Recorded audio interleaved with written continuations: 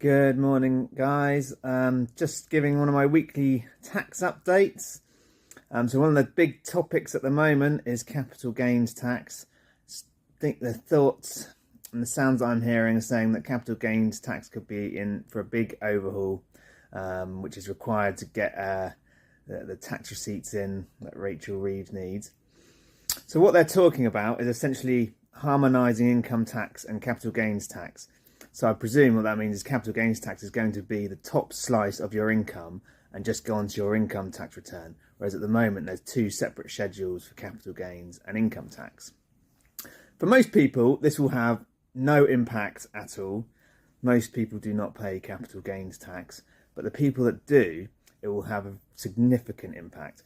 So let's take an example and I can show you how big this is going to affect people. So say you're an entrepreneur, you've run a business for many years, you come to sell your business currently, and say, for example, you sold it for £1 million.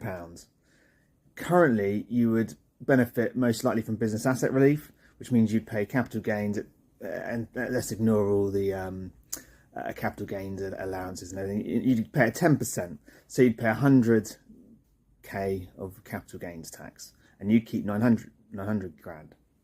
Very simple example. Obviously, I've ignored the nuances of it. It wouldn't be exactly that, but just to give you an idea. Now, if income tax and capital gains tax are harmonised on the same schedule, what that would mean is if this person is an additional rate taxpayer, they'd be paying tax on that £1 million at 45% rather than 10%. Now that's huge.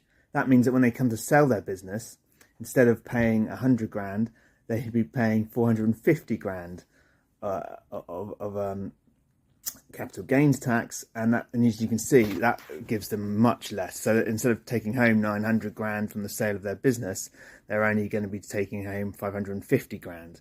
Now, if they've been planning on using that business as their pension, for example, that's just not going to work anymore. That's going to be absolutely devastating for them. So that's an example of where it can have a massive impact. If this is something that you think is going to affect you, I would welcome a conversation with you, as you know, there are planning options there and there are things to think about doing. So please do get in touch with someone at Woods Russell or myself, and I'd be happy to help. But I hope you found that useful, and I hope that's really shown how for most people, no impact at all harmonising capital gains, because most people don't pay capital gains tax. But for those who do, it's going to make a big impact. Okay, thank you very much. I hope you have a great day. Cheers.